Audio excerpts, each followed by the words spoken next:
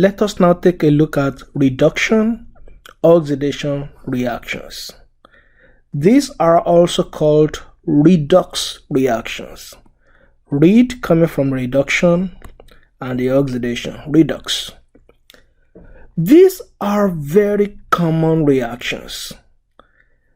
For example, anytime you make use of a battery, any kind of battery, you are using a redox reaction. Any type of combustion, whether you are burning a gas stove or you are burning a candle, any kind of combustion is a redox reaction. Generally, anytime a metal reacts with a non-metal, you also have a redox reaction. But there is one common thread to all of these reactions, and that thread is the fact that electrons are transferred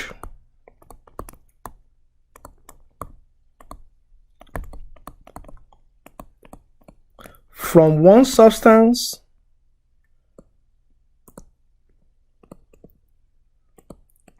to another. So anytime there is a transfer of electron, you have a redox reaction. Let us take a look at a typical redox reaction. If you have a magnesium ribbon, a solid magnesium, and you light it up, which means you are combining oxygen with it, it will give you magnesium oxide, which is what looks like ash after you have burned the magnesium. Let us balance the equation of this reaction. If we place a 2 here so that oxygen can be 2 on both sides, and we place a 2 here, the reaction is now balanced. This reaction is a redox reaction, and this is the question: how do I know? Let us find out together. To know the answer to that, we need to calculate the charges in each of the components in the reaction. So let us find the charges. Magnesium is alone by itself here. Whenever you have an element in its natural uncombined state, it will have a charge of 0. Which means oxygen here, because it is in its natural uncombined state, would also have a charge of 0.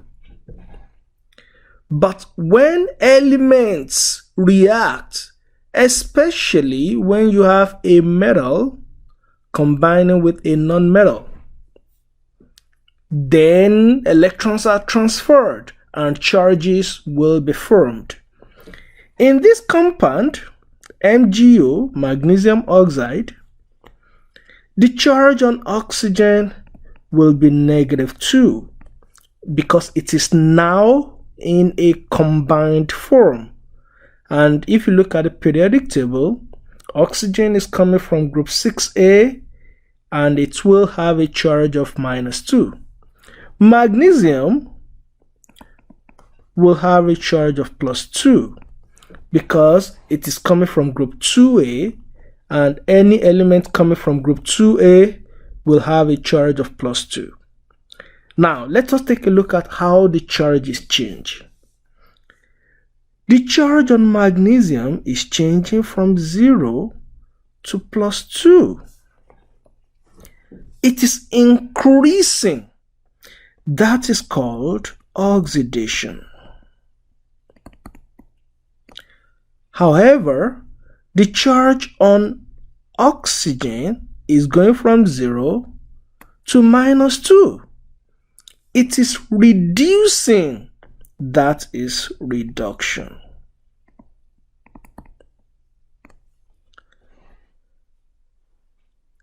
anytime you want to verify whether a reaction is a redox reaction or not, you can simply do an analysis like this. You check how the charges are changing.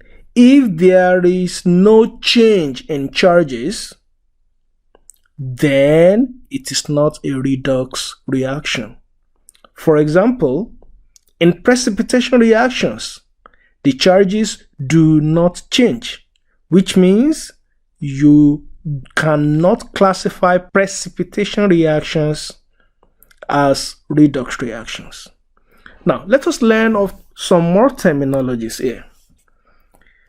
Magnesium is undergoing oxidation, but magnesium cannot undergo oxidation without having something that will get reduced. So because magnesium is the one that gets oxidized, which then leads to something else getting reduced, magnesium is then considered the reducing agent.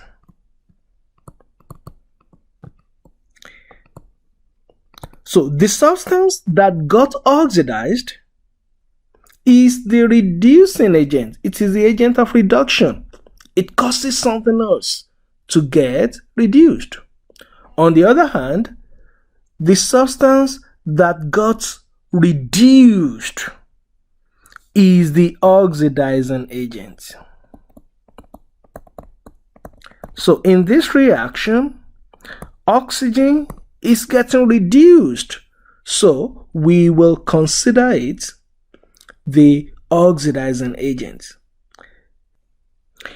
Let us now consider other examples. Which of the following are redox reactions? For the redox reactions, identify the oxidizing and reducing agents. Let us begin with question number 1. In question number 1, we have sulfate, which means it will carry a charge of -2. That means the copper here would have a charge of +2. Zinc is alone by itself, not combined with any other element. Elements in their natural states will have a charge of 0. Now, zinc is combined with sulfate. Sulfate is always going to be -2, which means zinc in this case is going to be +2. And copper is alone by itself, uncombined with any other element, so copper is going to have a charge of 0. Now, as you can see from this analysis, copper is going from a charge of +2 to 0. That is reduction. While zinc is going from a charge of 0 to +2. That is oxidation. So, question number 1 is definitely a redox reaction. Now, let us identify the oxidizing and reducing agents. Since zinc is becoming oxidized, then zinc is the reducing agent.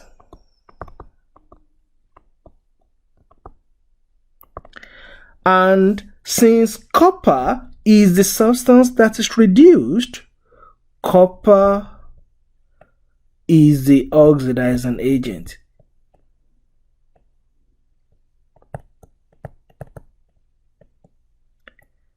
Now, when I say copper here, I mean this entire entity, because the copper is not alone by itself. So, copper 2 sulfate is the oxidizing agent, while zinc solid is the reducing agent. Let us move on to the second question. Is this reaction a redox reaction? Let us quickly do an analysis of the charges. Sodium is combined with chlorine. Sodium is from group 1A, it will always be +1. Chlorine is from group 7A, it will always be -1. Silver is combined with acetate. Remember, silver is always +1, although it is a transition metal, it has a specific charge. Acetate is always -1. On the product side, silver is combined with chlorine. Silver is always +1. Chlorine is combined with it, which means chlorine will be -1. Sodium is combined with acetate. Sodium will be +1. Acetate is always -1. If you look at the breakdown of the charges, you will see that none of the components is oxidizing or reducing.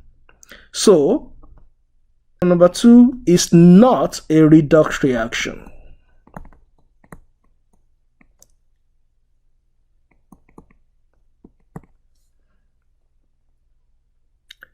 Let us move on to question number 3. In question number 3, aluminum is alone by itself, so it has a charge of 0. It is in solid state, which means its natural state, not combined with any other element. Nickel has a charge of +2 on it. That is the charge on nickel. The charge carried by an element is the charge on the element. Aluminum has a charge of +3. Nickel as a solid is uncombined, so it has a charge of 0. That means nickel is changing its charge from +2 to 0. That is reduction. Meanwhile, aluminum has its charge changed from 0 to +3. That is oxidation. Which means that since aluminum is the one that is oxidized, it is the reducing agent. While since nickel 2 ion is reduced, it is the oxidizing agent.